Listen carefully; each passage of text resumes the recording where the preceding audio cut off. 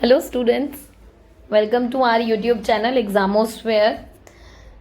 मैं आपकी political science की टीचर नेहा आप लोगों का पब्लिक एडमिनिस्ट्रेशन इन इंडिया की सीरीज में स्वागत करती हूँ। एंड ये हमारा 6th पार्ट है। सो आफ्टर दिस हमारा जो बेसिकली यूनिट 1 है वो ख़त्म हो जाएगी। एंड होप आप लोग बहुत एंजॉय कर रहे होंगे ये जो हमारी यूनिट्स चल रही हैं। ये लास्ट पार्ट है हमारा इस वाली यूनिट का। सो उम्मीद है कि आप लोगों ने वो जो लास्ट 5 वीडियोस होंगी वो देख ली होंगी। जिन स्टूडेंट्स ने भी नहीं देखी है भाई, पहले जाके वो देखा हो फिर इसको देख लेना, ठीक है। और एक और चीज़ है भाई, सबसे इजी सी चीज़ है कि अब क्या हो गया है, आपको ना सारा कंटेंट मतलब जो वीडियोस हैं वो प्लेलिस्ट में मिल जाएंगी, ठीक है। सो आप प्लेलिस्ट में जाकर भी इजीली फॉलो कर सकते हो, सो दैट कि वहां पर क्या होगा, आपको वो इंटरलिंक कर पाओगे आप नेक्स्ट वीडियो को। तो इस चीज का थोड़ा सा ध्यान रखना। और बाकी इस वीडियो में हम लोग आज कवर करने वाले हैं major initiatives in administrative reforms, okay. And इसमें भी बेसिकली प्रशासनिक सुधारों में प्रमुख पहल कि क्या क्या रिफॉर्म्स हुए, क्या क्या सुधार करने पड़े, क्योंकि आपको पता है जैसे जैसे टाइम बदल रहा है तो हमें क्या करने पड़ते हैं, अपने अपने चेंजेस करने पड़ते हैं ना। तो इसी तरीके से प्रशासन को चलाने के लिए भी आपको टाइम के हिसाब से क्या करना है, थोड़े थोड़े से चेंजेस करने हैं। सो हम उसी को आज ध्यान में रह के पढ़ेंगे। सो इस चीज का थोड़ा सा ध्यान रखना। और एक और चीज है भाई, टेलीग्राम वाला ग्रुप ज्वाइन कर लेना, इस नाम से है। अगर आप नाम से ना ढूंढ पाओ तो भाई जाओ, लिंक देख लो डिस्क्रिप्शन में, वहां आपको मिल जाएगा मस्त आराम से। सो इसको थोड़ा सा फॉलो अप कर लेना, क्योंकि यहाँ पर ना आपकी सारी पीडीएफ हो गई, नोट्स हो गए, ठीक है। अगर कोई भी न्यू वीडियो डल रही है सो भाई आपको ना सारी अपडेट यहाँ मिल जाती है, क्योंकि बहुत मुश्किल हो जाता है सारे बच्चों तक ये चीजें पहुंचाने में। तो आप टेलीग्राम पे भी हम लोग पोस्ट कर देते हैं, तो वहां से भी यू कैन सी इजीली, ठीक है। इसके अलावा भाई लाइक शेयर सब्सक्राइब कर देना। तुम्हें पता है 500 वाला जो हमारा छोटू सा टारगेट है वो हम लोग कवर कर रहे हैं धीरे धीरे माइलस्टोन, और बाकी कर लेंगे। आप तो बैठे ही हो सारे, है ना। सो स्टार्ट करते हैं फिर। बेसिकली इंट्रोडक्शन, देखो परिचय में हम मेन चीजें करने वाले हैं। और एक चीज को और ध्यान रखोगे, इसके नोट्स ऑलरेडी शेयर किए जा चुके हैं, मैं एक बार और वापस डलवा दूंगी टेलीग्राम ग्रुप पे, सो दैट कि आपको इस चीज के लिए थोड़ी सी हेल्प हो जाएगी, ठीक है। अच्छा, बेसिकली हम बात करने वाले थे कि क्या क्या रिफॉर्म्स हुए हैं। अगर रिफॉर्म से भी पहले थोड़ा सा बेसिक चीजें देखा जाए ना, सो जैसे ये पब्लिक एडमिनिस्ट्रेशन है, आपको पता है पहले ना सब्जेक्ट की तरह इसको डील ही नहीं किया जाता था। इसको बहुत लंबी लड़ाई करनी पड़ी कि भैया मुझे एक सब्जेक्ट की तरह मान लो, ठीक है। फिर फाइनली इसको माना गया और फिर इसको पढ़ाया जाने लगा, अलाउ हुआ इसको, वो सारी एक अलग ही चीज है, ठीक है। सो मेजरली जो हमारा टॉपिक है वो अब मैं स्टार्ट करती हूँ आपको, कि ये आपकी बुक है डायनामिक्स ऑफ पब्लिक एडमिनिस्ट्रेशन। ये बुक थोड़ी सी इंपॉर्टेंट है, जिसमें आपको बता रखा है, ये कैडन ने दी थी। इसमें वही इसकी हिंदी है बेसिकली। बाकी आप चाहो तो बेटा हिंदी मीडियम वाले जो स्टूडेंट्स हैं इस बुक को इंग्लिश में भी एज इट इज लिख सकते हो, अगर बाई चांस ध्यान ना रहे तो, ठीक है। क्योंकि हिंदी वाले स्टूडेंट के पास थोड़ा सा ऑप्शन होता है ना कि वो कुछ वर्ड्स को क्या कर सकते हैं, इंग्लिश में लिख के आ सकते हैं। बट जो ओनली इंग्लिश वाले हैं उनके पास तो कोई अपॉर्चुनिटी नहीं होती, तो भाई वो तो बेचारे नहीं लिख सकते। सो तुम थोड़ा सा इस चीज को बेनिफिट में ले सकते हो, ठीक है। बाकी स्टार्ट करते हैं। वुड्रो विल्सन, जिनको एक सेकेंड, वुड्रो विल्सन जिनको क्या बोला जाता है, फादर ऑफ पॉलिटिकल कह रही हूँ पब्लिक एडमिनिस्ट्रेशन, इनको फादर भी बोला जाता है। एक चीज और है, ये 28th यूएस के प्रेसिडेंट रह चुके हैं वुड्रो विल्सन, मतलब अमेरिका के प्रेसिडेंट। इन्होंने 1887 में लिखा था कि जो आपकी पब्लिक सर्विस है, पब्लिक एडमिनिस्ट्रेशन है ना, कि क्या क्या चीजें हैं जिनकी वजह से लैग बिहाइंड करता है, इसकी ग्रोथ रुक जाती है। सो कुछ प्राइवेट और पब्लिक इन्वेस्टमेंट के लिए क्या क्या नेसेसरी चीजें होती हैं वो इन्होंने बताई। और ये बताया साथ ही साथ कि पब्लिक एडमिनिस्ट्रेशन को आप कैसे ठीक करके, मतलब रिफॉर्म करके टाइम टू टाइम इसको ठीक कर सकते हो। सो बेसिकली वही निजी और सार्वजनिक निवेश की वृद्धि बढ़ाने के लिए कैसे आप अपने सार्वजनिक प्रशासन की कमी को दूर कर सकते हो, क्या क्या सुधार कर सकते हो। तो ये सारी आवश्यकता महसूस हुई, तो उसके बारे में थोड़ा सा इन्होंने बताया। 2 मेन रीजन बताए जाते हैं, 2 कारण बताए जाते हैं कि क्यों आपको एडमिनिस्ट्रेशन में रिफॉर्म करना है, क्यों प्रशासन में सुधार करना है। सो आप देखोगे कि जो मेजर है क्या है, mandatory for administration to create atmosphere for investment. That means कि आपको सबसे पहले क्या करना है, आपको निवेश के लिए माहौल बनाना है, एक एनवायरनमेंट क्रिएट करना है ना, जो कि मोस्ट इंपॉर्टेंट है किसी भी प्रशासन को चलाने के लिए। इसके अलावा पब्लिक एडमिनिस्ट्रेशन को एथिकल होना चाहिए, मॉरल होना चाहिए, एफिशिएंट होना चाहिए कॉमन पीपल के लिए। देखो एक चीज आप हमेशा समझ लो कि यहाँ ना बात हो रही है आम लोगों की। प्रशासन किस लिए चलाया जाता है, लोक प्रशासन लोगों के लिए, लोगों की सेवा के लिए, है ना। और मेजर बात यही है कि आपने एथिक्स वाला सब्जेक्ट देखा भी होगा, यूपीएससी वाले स्टूडेंट्स एथिक्स को लेते हैं, सब्जेक्ट को, मतलब लेते क्या है, ये आपका मेन पार्ट होता है ना। ये हमने जो आपका सिविल सर्विस का वो पूरा एग्जाम पैटर्न है वहां भी मैंने आपको बताया ही था। सो ये मोस्ट इंपॉर्टेंट रोल प्ले करता है। इसके अलावा मॉरलिटी बहुत ज्यादा इंपॉर्टेंट है, एफिशिएंट भी होना चाहिए, एफिशिएंसी होनी चाहिए काम करने की। सो ये कुशल होना चाहिए, नैतिक होनी चाहिए चीजें। तो ये सारी की सारी एक प्रशासन के अंदर क्या होने चाहिए, ये एलिमेंट्स होने चाहिए, है ना। सो इन चीजों की तरफ ध्यान दिया गया। इसके अलावा जो विल्सन है, जिनको मैंने क्या बताया था आपको, क्या है ये आपके फादर ऑफ पब्लिक एडमिनिस्ट्रेशन है ना। सो भाई इसको थोड़ा सा ध्यान रख लेना, और चाहो तो आप अपने आंसर्स में यूज कर सकते हो, काफी हेल्पफुल रहेगा। इन्होंने ब्यूरोक्रेसी मतलब नौकरशाही के बारे में बताया कि जो एक्चुअल रूट्स होती है ना नौकरशाही की, वो क्या होती है, बहुत ज्यादा करप्ट होती हैं, ठीक है, इनइफेक्टिवनेस होती है यहाँ पर, और बहुत सारी चीजें होती हैं कि मतलब यहाँ थोड़ी सी प्रॉब्लम्स आती हैं। तो उन्होंने बताया कि किस तरीके से आप इन चीजों को ठीक कर सकते हो, कैसे कंट्रोल कर सकते हो, कैसे सुधार कर सकते हो, नियंत्रण ला सकते हो, है ना। सो ये चीजें उन्होंने बताई कि भ्रष्टाचार या फिर जो भी इनके काम करने के तरीके हैं उनमें कैसे आप सुधार लाओगे। सो उनके बारे में बात की गई। उद्देश्य क्या है इसका, सबसे बड़ी बात अपग्रेड करना। अपग्रेड समझ रहे हो ना, कि आपको क्या करना है, अब उन्नति करनी है ना, उन्नति करनी है बेसिकली अपने एडमिनिस्ट्रेटिव बॉडीज में जो भी प्रशासन चला रहे हैं, क्योंकि बहुत ज्यादा जरूरी है कि ये लोग एग्जीक्यूट करते हैं आपकी पब्लिक पॉलिसी को। यही रिस्पॉन्सिबल भी होते हैं हर तरीके से आपकी गवर्नेंस को चलाने के लिए, प्रशासन को चलाने के लिए, और जो कि बिना प्रशासन के आप कभी भी किसी भी देश में शासन नहीं कर सकते। तो बहुत जरूरी होता है। तो बस यही है कि प्रशासनिक जितने भी आपके निकाय हैं या फिर जो भी बॉडी है आपकी, उसमें उन्नति करना, टाइम टाइम के हिसाब से उसमें चेंज करना, क्योंकि ये सार्वजनिक नीतियां भी बनाएंगे, इनके ऊपर बहुत सारी जिम्मेदारी होती है जिसको उनको क्या करना पड़ता है, उनको पूरा करना होता है ना, जो उत्तरदायित्व होता है। सो इसलिए बहुत जरूरी है कि टाइम टाइम से इसको अपग्रेड किया जाए और जो भी जरूरत है वो फुलफिल की जाए। अब आप देखोगे various administrative reforms in India, देखो बहुत सारे रिफॉर्म्स हुए थे। एक चीज और आप यहाँ नोटिस करोगे कि ना बहुत सारी कमिटीज पढ़ेंगे, बहुत सारे कमीशंस पढ़ेंगे। घबराने की, टेंशन लेने की भाई कोई बात नहीं है, सब कुछ यहाँ रिकॉर्डेड है। आपको पता है कि ये यूट्यूब वाला कभी उड़ेगा तो है नहीं, तो मस्त आराम से एक बार, दो बार, तीन बार, जब आपको लगे हल्की सी स्पीड बढ़ा के सुन लिया, हल्का सा रिवाइज कर लिया, सो दैट कि वो चीजें बार बार सुन के, लिख के। और एक और चीज है भाई, सारे के सारे इसके नोट्स बना लेना ढंग से, क्योंकि यहाँ इन शॉर्ट में दे रखा है, ठीक है। तो काफी हेल्पफुल होगा जब आप उस चीज को अपने हाथों से लिख लेते हो। इसके अलावा जो आपका फर्स्ट है वो है सेक्रेटेरिएट रीऑर्गेनाइजेशन कमेटी, 1947 में बनी, सचिवालय पुनर्गठन समिति 1947। इसके जो हेड थे या फिर जो इसके अध्यक्ष थे वो कौन थे, गिरिजा शंकर वाजपेयी। इन्होंने सजेस्ट किए थे कुछ देखो जो भी कमेटी बनती है, जो भी समिति बनती है, कमीशन बनता है, वो सजेशन देते हैं, है ना। इसके अलावा वो इन्वेस्टिगेशन करते हैं। तो इन्होंने सबसे पहले क्या देखा, इन्होंने एक चीज नोटिस करी कि भाई बहुत ज्यादा शॉर्टेज है किसकी, मैन पावर्स की इन डिपार्टमेंट में। सो इनको पता लग गया कि जो हमारे विभाग हैं अलग अलग, वहां पर मैन पावर की कमी है, तो थोड़ा सा उसको पूरा किया जाए। इसके अलावा इन्होंने सजेस्ट किया, क्योंकि सुझाव भी देंगे, तो सुझाव में क्या दिया, इन्होंने कहा कि आपको क्या करना है, इंप्रूव करनी है वर्किंग प्रोसेस, मतलब जो भी काम करने का तरीका है उसको थोड़ा सा सुधारने की जरूरत है, क्योंकि अलग अलग विभाग में जिस तरीके से काम होता है उसके काम करने के तरीके, कार्य प्रणाली में सुधार करने की बहुत ज्यादा जरूरत महसूस हुई इनको। सेकेंड है आपका एन गोपाल स्वामी अयंगर रिपोर्ट 1950 में, ठीक है। ये जो रिपोर्ट थी, इन्होंने अपनी जो रिपोर्ट दी थी उस रिपोर्ट का नाम था reorganisation of machinery of central government. तो इसका थोड़ा सा ध्यान रखना कि केंद्र सरकार की जो मशीनरी का पुनर्गठन का काम किया है इन्होंने बेसिकली इसमें।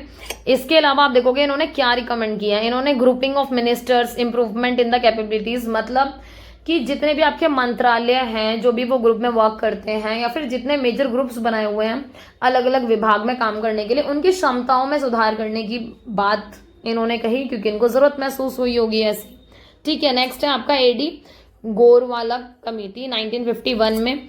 इसको किसने किया, नाम से ही पता लग रहा है एडी गोरवाला ने, ठीक है। एंड इन्होंने फोकस किस चीज पर किया कि कंटिन्यू चेकिंग होनी चाहिए ऑफ ऑफिस वर्क की at every stage, continuous research होनी चाहिए जिससे कि आप इंप्रूवमेंट कर सको, सिंप्लीफिकेशन कर सको ऑफिस के मेथड में। इसको बहुत ईजी लैंग्वेज में समझाऊं तो कुछ नहीं है, काम करने के जो आपके लेवल होते हैं, है ना, तो हर स्तर पर आपको इनकी जांच करनी चाहिए, सतत जांच, या कंटिन्यूअस कह रहे हो ना कि कंटिन्यू, मतलब कि हर मंथ आप इसको कंटिन्यू चेक कर रहे हो। ऐसा ना हो कि आपने इस ईयर चेक किया पर अगले 4 साल बाद चेक कर रहे हो। सो नहीं, कंसिस्टेंसी आपको मेंटेन करनी है, कंटिन्यू। और एक और चीज है, जब आप इसको कंटिन्यू करते हो तो आपको काम करने के मेथड में थोड़ा सा इंप्रूवमेंट मिलता है, कि आप किसी काम को पहले 4 घंटे में कर रहे थे, ठीक है, फिर आपको बाद में पता लगेगा कि आप उस काम को करते करते आप कुछ ऐसे जो ईजी वे होते हैं, शॉर्टकट वेज होते हैं, या फिर बहुत सारी टेक्नोलॉजी होती है जो हमें नहीं पता होती, तो आप उसके थ्रू करोगे तो हो सकता है वो काम 2 घंटे में ही हो जाए। सो बहुत जरूरी है इन सारी चीजों को देखना। काम करने का जो मेथड है थोड़ा सा सिंप्लीफाई हो जाएगा इन सारी चीजों से, तो ये वाली चीज हुई। नेक्स्ट है आपका पॉल एप्पलबी रिपोर्ट 1953 एंड 56। देखो इन्होंने 2 रिपोर्ट्स दी थी। ये अमेरिकन थे, पहली बात तो अमेरिका के एक्सपर्ट थे, इनको भारत बुलाया गया था कि भाई आप यहाँ आकर थोड़ा सा हमारा इन्वेस्टिगेशन करो, थोड़ा सा आप इसके ऊपर अपने रिव्यूज दो। सो इन्होंने 2 रिपोर्ट सबमिट की थी। पहली रिपोर्ट है public administration in India report of a survey 1953, इसको बोल देते हैं भारत में लोक प्रशासन एक सर्वेक्षण की रिपोर्ट, ठीक है। सेकेंड है आपकी re examination of India's administration system 1956, Bharat की प्रशासनिक व्यवस्था का पुनर्वलोकन 1956। अब देखो एक चीज का ध्यान रखोगे, जो ये चीजें हुई आपकी, जो ये रिपोर्ट बनी, इसमें इन्होंने जो माइन्यूट डिटेल है वो तो कवर की है इन्वेस्टिगेशन कर करके। ऐसा कहा जाता है इन्होंने 10 से ज्यादा स्टेट्स में विजिट किया था, ठीक है, और फिर अपनी जो रिपोर्ट है वो दी थी, तो थोड़ा सा इस चीज को ध्यान में रखेंगे। इसके अलावा आपका नेक्स्ट है वीटी कृष्णचारी 1962, ठीक है। ये जो आपके पर्सन थे, इन्होंने बेसिकली अपनी रिपोर्ट सबमिट की थी किस चीज के ऊपर, dealing with Indian administrative service, मतलब इन्होंने जो भारतीय आपकी सिविल सेवा है उसके ऊपर इन्होंने बहुत ज्यादा ध्यान रखकर अपनी रिपोर्ट दी। इन्होंने सजेस्ट किया कि आपको क्या करना है, इंक्रीज करना है नंबर में, मतलब कि जो डायरेक्ट रिक्रूटमेंट होती है, डायरेक्ट रिक्रूटमेंट याद है ना आपको, सीधी भर्ती जो होती है आपकी, है ना। तो सीधी भर्ती में क्या है कि आपके जितने भी लोग हैं काम करने वाले, उनकी संख्या में थोड़ी सी वृद्धि हो, आईएएस हो गए। और एक और चीज, इनका जो ट्रेनिंग सिस्टम है, मतलब जिस तरीके से आप इनका प्रशिक्षण करते हो, है ना, सो उस प्रणाली में सुधार लाया जाए कि ट्रेनिंग करने के जो तौर तरीके हैं वो थोड़े से आपको अपग्रेड करने की जरूरत है या फिर थोड़ा सा चेंज करने की जरूरत है। नेक्स्ट है आपका एडमिनिस्ट्रेटिव रिफॉर्म कमीशन, एआरसी बोल देते हैं इसको, 1966। हम मेजरली जो 2 पढ़ने वाले हैं इसमें वो बहुत मेजर है, वो हम एक ये है, एक उससे नेक्स्ट है, मतलब वो मैं आपको बता दूंगी। सो उसको आप लोग थोड़ा सा ज्यादा ध्यान रखना, वो थोड़ा सा ध्यान रखने की जरूरत भी है क्योंकि उसके जो सब्जेक्ट्स है, रिपोर्ट्स हैं, वो आपको लिख के आनी पड़ेंगी अपने आंसर में, ठीक है। इसके अलावा ये जो एडमिनिस्ट्रेटिव रिफॉर्म कमीशन है, सेटअप हुआ था जनवरी 1966 में, और किसके अंडर हुआ था, के हनुमंत राय, ठीक है। इसके अलावा इन्होंने 20 रिपोर्ट सबमिट करी थी, ये बात ध्यान रखोगे। और सबसे मेजर बात, इन्होंने 500 से ज्यादा रिकमेंडेशन दिए थे, मतलब 500 से अधिक सिफारिशें की थी, सुझाव दिए थे अपने, 20 रिपोर्ट प्रस्तुत की। और एक और बात है, 80% ना इनकी बातें मान ली गई थी, क्योंकि आप ये देखोगे कि जो इन्होंने अपने सुझाव दिए थे ना, वो इतने मेजर थे और इतने माइनर रिफॉर्म थे, मतलब छोटी से छोटी, जो छोटे छोटे सुधार थे, मतलब बड़े बड़े सुधार की तरफ तो ध्यान देंगे ही, पर जो छोटी छोटी बहुत बारीकी से इन्होंने जांच करी और छोटे छोटे सुधारों को भी इन्होंने बताया कि भाई हमें इन सबकी जरूरत है, इसीलिए तो इनकी 80% हमने बातें मान ली थी, ठीक है। नेक्स्ट है आपका कोठारी कमेटी 1976, इसका थोड़ा सा ध्यान रखोगे। इन्होंने रिक्रूटमेंट एंड सिलेक्शन मेथड की बात करी कि जिस तरीके से आप भर्ती करते हो, चयन करते हो, उस विधि के लिए थोड़ा सा वर्क किया। बनी कब थी, कोठारी के अधीन ही बनी थी 1976 में। और इन्होंने क्या बोला, इन्होंने मतलब एग्जामिन किया report on the system of recruitment to all India service and central group A and B service. देखो इन्होंने ऑल इंडिया सर्विस की तरफ भी ध्यान दिया, मतलब अखिल भारतीय सेवाओं के साथ साथ जो ग्रुप ए और बी की जो सर्विस है उनकी भी इन्होंने बात की इसमें। नेक्स्ट है आपका नेशनल पुलिस कमीशन 1977, राष्ट्रीय पुलिस आयोग। इसमें क्या हुआ, सबसे पहली बात तो चेयरमैन कौन थे, तो किसकी चेयरमैनशिप में हुआ, धर्मवीर, ठीक है, इनकी अध्यक्षता में हुआ। इन्होंने भी 500 से ज्यादा रिकमेंडेशन दी थी पुलिस एडमिनिस्ट्रेशन से रिलेटेड, जो पर्टिकुलरली पुलिस प्रशासन से संबंधित थी, 500 से ज्यादा। तो आप सोच सकते हो कि कितना डिटेल में जाके इन्होंने इन्वेस्टिगेशन किया होगा। फिर इन्होंने बताया कि जो रोल है और जो फंक्शन है पुलिस के, with special reference to control crime and maintenance of public order. भाई आपको पता है सीधी सी बात है, इनका काम क्या है, क्राइम को रोकना, पब्लिक ऑर्डर को मेंटेन करना, रूल रेगुलेशन को मेंटेन करना। तो बहुत जरूरी था कि भाई नियंत्रण कैसे हो, सार्वजनिक व्यवस्था का कैसे रख रखाव हो, कैसे उसको सुचारू रूप से चलाया जाए। सो पुलिस के संदर्भ में इन्होंने विशेष जो काम है उनका, जो कार्य करने के तौर तरीके हैं, उनकी बात की। नेक्स्ट है आपका इकोनॉमिक रिफॉर्म कमीशन 1981, ये है आर्थिक सुधार आयोग की बात हो रही है। ये किसकी चेयरमैनशिप में था, एल के झा की चेयरमैनशिप में था। इन्होंने अपनी रिपोर्ट सबमिट की थी और इन्होंने एडवोकेट किया था किस चीज को, for rationalisation and modernisation of the economic administration system, ठीक है। और एक और चीज थी, और ये नया तरीका था कि आपके न्यू इकोनॉमिक ऑर्डर के लिए, इसको आसान भाषा में समझाया जाए तो सिर्फ यही है कि एक नई आर्थिक व्यवस्था लाने के लिए बहुत जरूरी था कि जो आर्थिक प्रशासन है ना, वो थोड़ा सा अपने आप को क्या करे, आधुनिकीकरण से मतलब युक्त करे, कि जरूरी है कि वो अपने आप को थोड़ा सा अपग्रेड करे।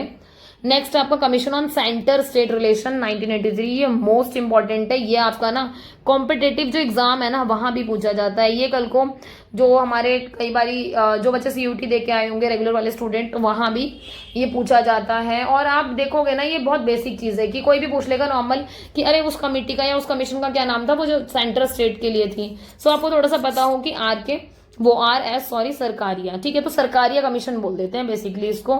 इन्होंने एग्जामिन किया, review the working of the existing arrangements between union and state, मतलब कि किस तरीके से संघ और राज्य के बीच मौजूद व्यवस्था है, किस तरीके से वो लोग काम करते हैं, तो उनकी पूरी जांच की। इसके अलावा कॉन्फ्रेंस ऑफ चीफ सेक्रेटरीज 1996, ये थोड़ा सा इंपॉर्टेंट है। मुख्य जो सचिवालय है उनका सम्मेलन हुआ 1996 में, ठीक है। ऑर्गेनाइज किया गया by department of administrative reform public grievance on, कब किया गया इसको? 20 नवंबर 1996 को। बेसिकली जो आपके प्रशासनिक सुधार है, मतलब एडमिनिस्ट्रेटिव जो रिफॉर्म है वो, और पब्लिक ग्रीवियंस मतलब सार्वजनिक तरीके से जो शिकायत करने के जो विभाग होते हैं उनके द्वारा इसको आयोजित किया गया।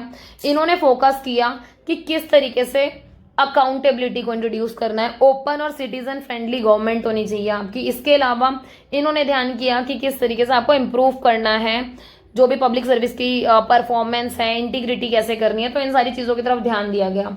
अगर इसको और थोड़ा सा आसान शब्दों में समझा जाए तो देखो अकाउंटेबिलिटी का मतलब क्या होता है? जवाबदेही, है ना, कि जब आपकी जवाबदेही बने या फिर जब आपकी जवाबदारी हो कि आपसे पूछा जाए कि आपने काम क्यों नहीं किया या किस तरीके से किया, तो आप अकाउंटेबल होते हो कि आपको आंसर करना होता है किसी को, तो ये चीज जरूरी है।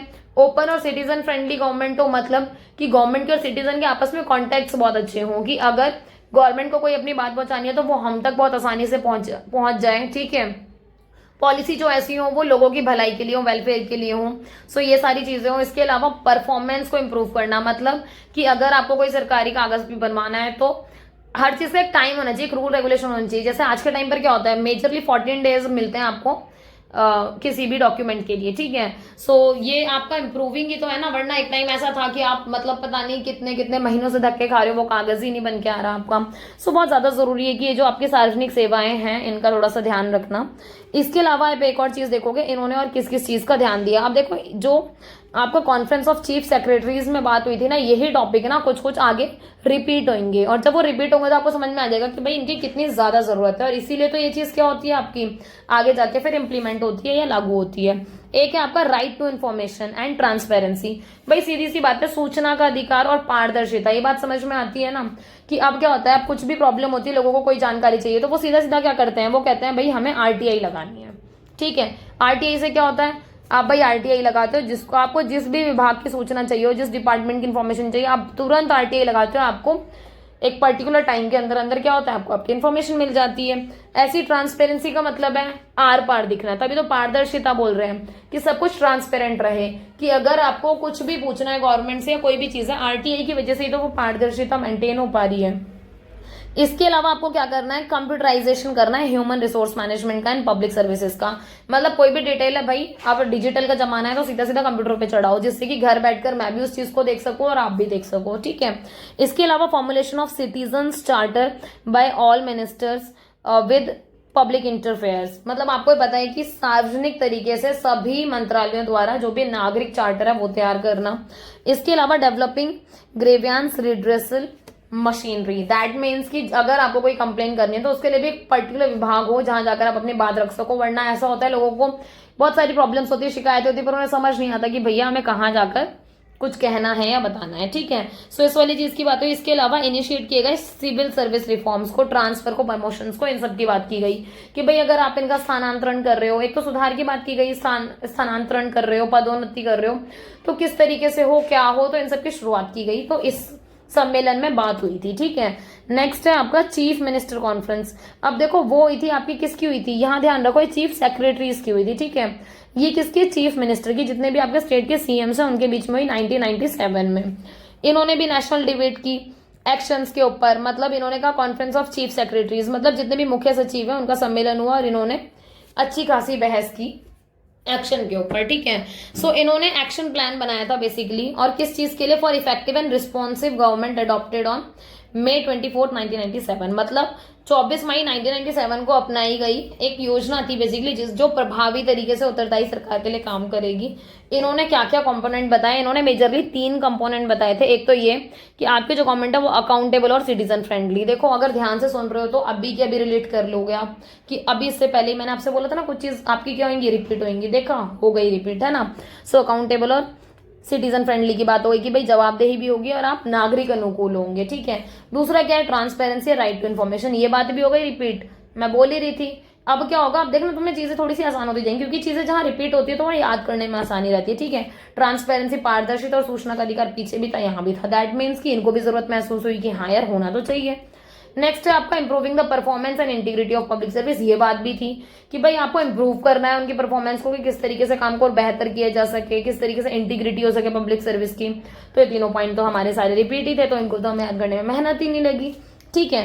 नेक्स्ट है आपका, इन्होंने बात करी कि ये जितने भी एक्शन प्लान के तहत जो भी बात कह रहे हैं, इसको ये सेंट्रल और स्टेट मतलब केंद्रीय और राज्य सरकार दोनों द्वारा लागू करेंगे। ऐसे नहीं होगा कि खाली केंद्र में ही होगा, ठीक है। सो इस चीज का थोड़ा सा ध्यान रखो।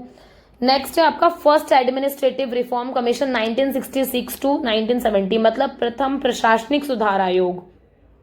1966 से 1970 तक ये भाई थोड़ा सा इंपॉर्टेंट हो जाते हैं, जो 2 ARC बोल देते हैं इनको, फर्स्ट ARC सेकंड ARC, तो इसका थोड़ा सा ध्यान रखना और इसको थोड़ा अच्छे से नोट्स भी बना लेना साथ साथ, क्योंकि ये एग्जाम में जरूर लिख के आने होंगे पॉइंट्स, ठीक है। सो फर्स्ट ARC जो है उसको कॉन्स्टिट्यूट किया गया था by ministry of home affair. So ये आपको पता लग गया होम अफेयर की साइड से, और गवर्नमेंट ऑफ इंडिया ने इसको 5 जनवरी 1966 में रिव्यू किया पब्लिक एडमिनिस्ट्रेशन के जो सिस्टम को, ठीक है। सो ये वाली बात हुई सार्वजनिक प्रशासन प्रणाली की, कि 5 जनवरी 1966 को आपका भारत सरकार के तहत जो गृह मंत्रालय है उसने इसको गठित किया। इसके अलावा इनिशियली चेयरमैन कौन थे इसके, मोरारजी देसाई थे। बाद में कौन हो गए आपके, हनुमंत राय, ठीक है। सो थोड़ा सा इस चीज का ध्यान रख लेना। नेक्स्ट आपका क्या है, इन्होंने क्या क्या मैंडेट किया, क्या क्या शासन आदेश दिया। इनका सबसे बड़ा ऑब्जेक्टिव था क्या, कि इनको अचीव करना है social and economic goal of the development, कि आपको अपने समाज के लिए विकास तो करना है, पर सामाजिक विकास भी करना है और साथ साथ आर्थिक विकास भी करना है। तो ये इनके लक्ष्य थे। इसके अलावा कमीशन ने ना कुछ कुछ ना सिफारिशें दी थी, जिसको हम बोल देते हैं रिकमेंडेशन, ठीक है। सो क्या क्या दी थी वो थोड़ा सा ध्यान देंगे। एक चीज और इन्होंने कंसीडर किया था, need of highest standard of efficiency and integrity. देखो इंटीग्रिटी फिर आई है, एफिशिएंसी की बात फिर आई है, बट अब इन्होंने हाईएस्ट स्टैंडर्ड वर्ड यूज कर दिया कि आपको ज्यादा से ज्यादा उच्चतम मानकों के साथ, मतलब बहुत सुपीरियर तरीके से आपको क्या करना है, इन एफिशिएंसी को इंप्रूव करना है। अब देखो भाई इन्होंने रिकमेंडेशन दी, अब इनकी रिकमेंडेशन नहीं पढ़ेंगे तो नाराज हो जाएंगे, तो थोड़ा सा वो पढ़ लेते हैं। कहने का मतलब है इन्होंने machinery of government of India की बात करी, वर्क प्रोसेस की, कि किस तरीके से भारत सरकार की मशीनरी काम करे, काम करने की क्या प्रक्रिया हो।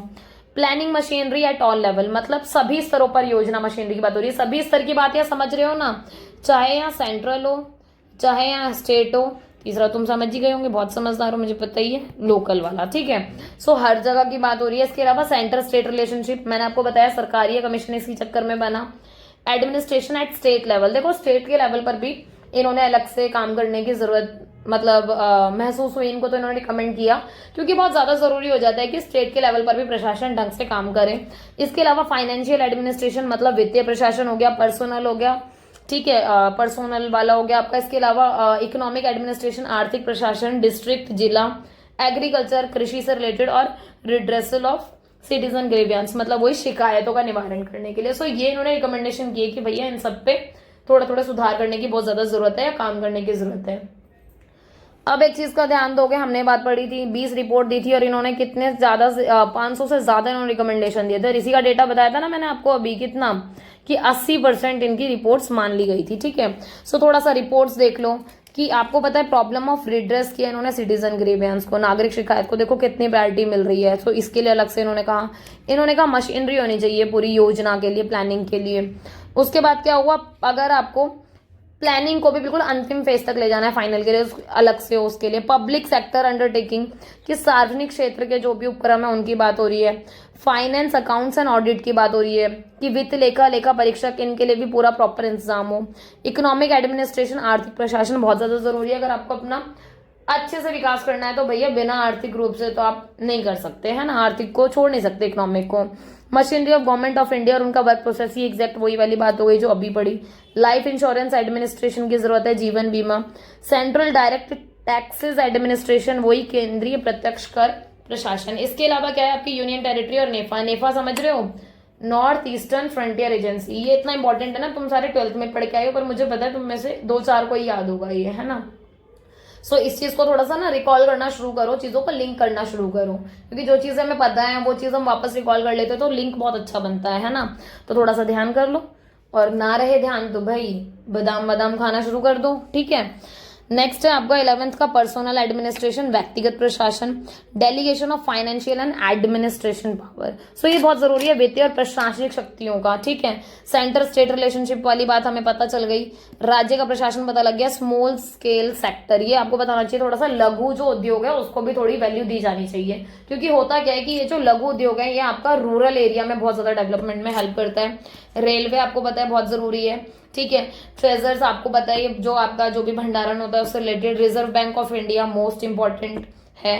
पोस्ट एंड टेलीग्राफ्स, डाक और तार की बात हो रही है।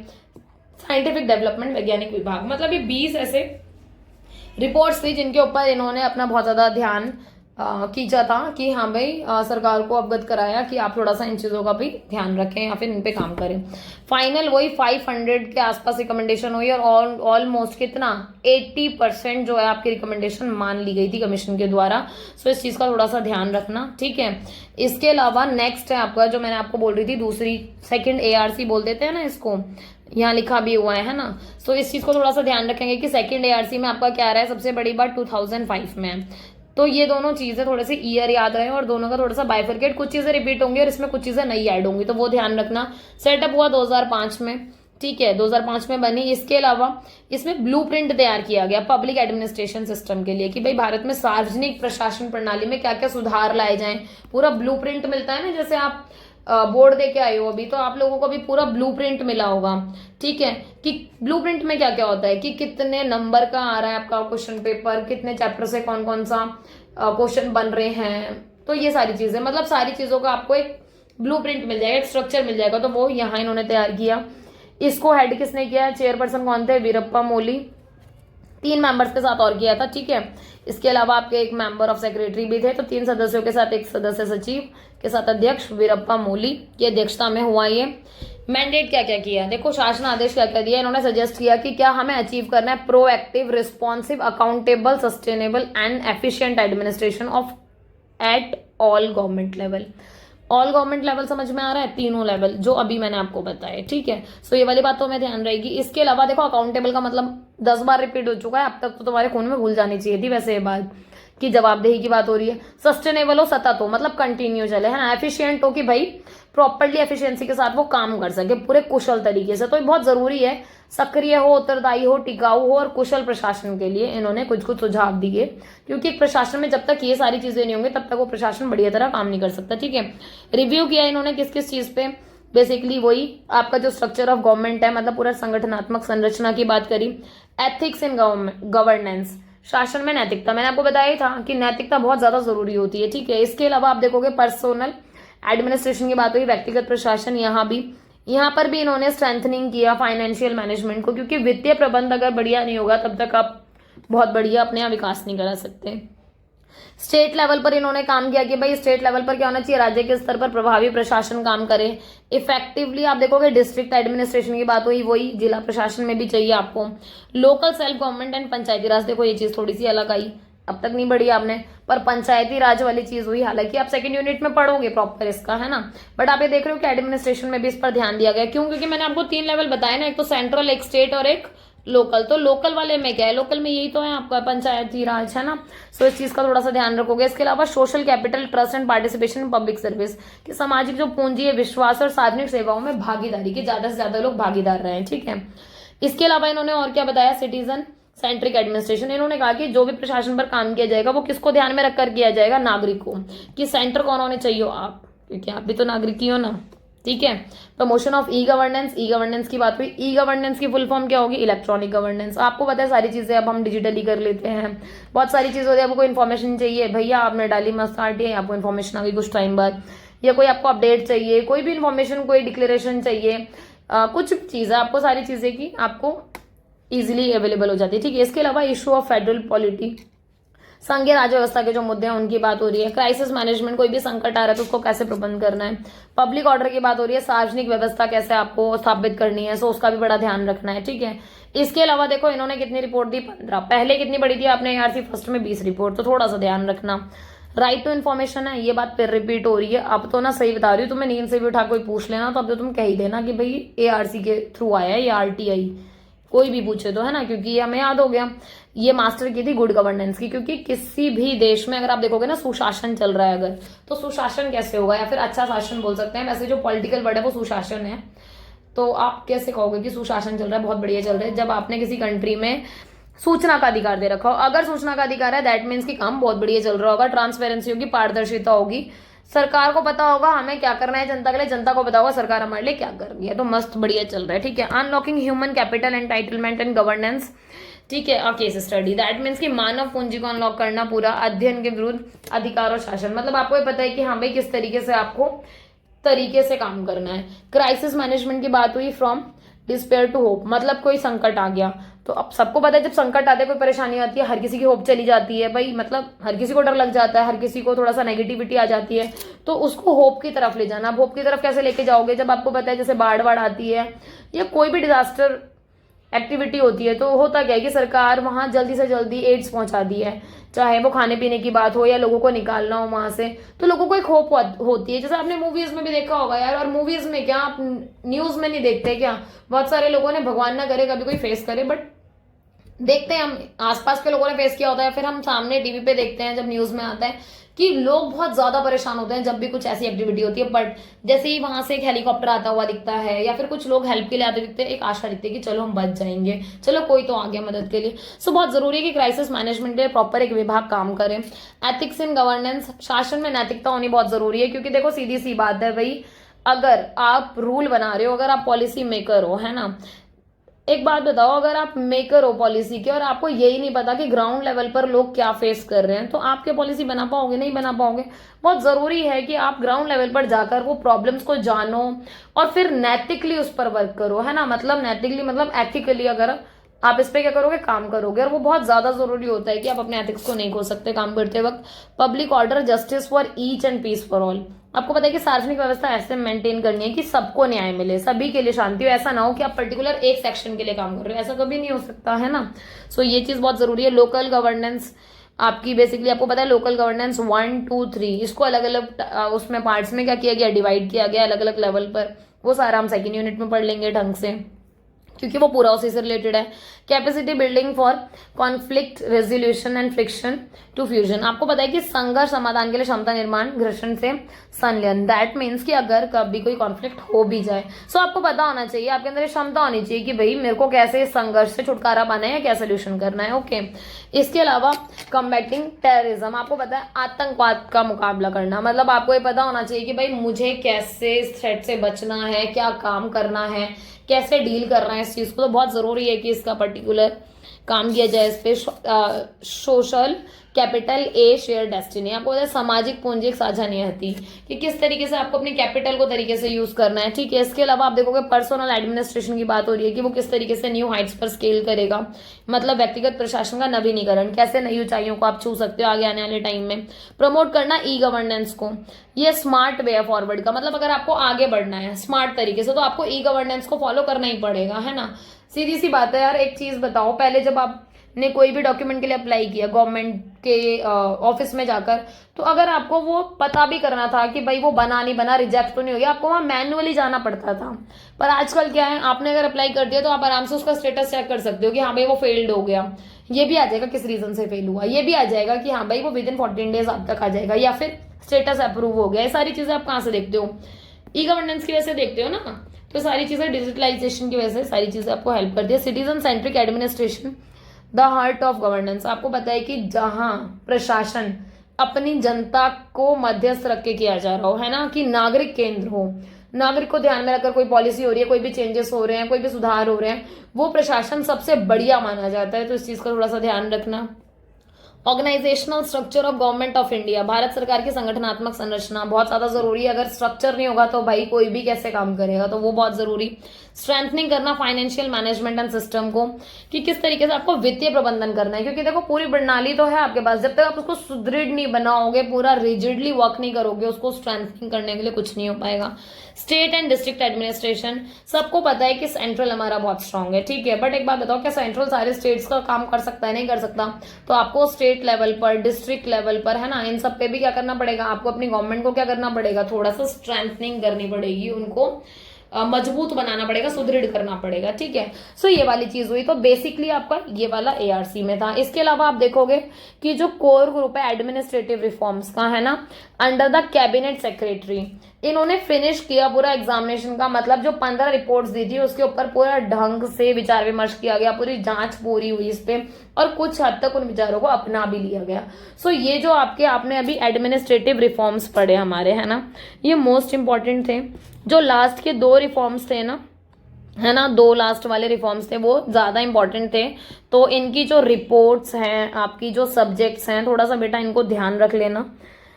कुछ चीजें आपकी रिपीट हो रही हैं तो वो इजीली आपको समझ में आ भी जाएंगी, तो बहुत ज्यादा परेशान होने की जरूरत नहीं है। 2-3 बारी इस चीज को सुन लोगे, 2 से 3 बारी, तो आपको और सुन के भी ध्यान हो जाएगा, ठीक है। साथ साथ नोट्स बना लेना, वीडियो को रोक रोक के या जैसे भी आपको ठीक लगे, क्योंकि आपको बहुत ज्यादा हेल्प मिल जाएगी इससे। इसके अलावा भाई चैनल को लाइक, शेयर एंड सब्सक्राइब कर देना, सब तक पहुंच जाए, क्योंकि बहुत ज्यादा बच्चे ट्रबल में हैं इस चीज को लेकर, तो इसका थोड़ा ध्यान रखना। और सिलेबस कंप्लीट हो जाएगा टाइम से, उसके लोड लेने की जरूरत नहीं, मैं बैठी हूँ, चिंता मत करो, ठीक है। बस एक्टिव होके पढ़ते रहो। बाकी जो भी परेशानी होगी मुझे कमेंट्स में जरूर बता देना, मैं कोशिश करूंगी कि जितना भी हो पाएगा, जो भी हो पाएगा, आप लोगों के फेवर के लिए करेंगे, ठीक है। बाकी ये आपका डिस्क्रिप्शन में मिल जाएगा। एक और चीज है, अगर बहुत सारे बच्चों को प्रॉब्लम आती है तो आप डिस्क्रिप्शन में जाओ, सीधा प्लेलिस्ट का भी लिंक है और पर्टिकुलर यूनिट वाइज भी लिंक है। सो वहां से जाकर उसको देखो और अपना टाइम पर कंप्लीट करते चलो इस चीज को, ठीक है। बाकी ध्यान रखो अपना, अच्छे से पढ़ते रहो, आगे बढ़ते रहो। मिलते हैं नेक्स्ट वीडियो में, बाय बाय।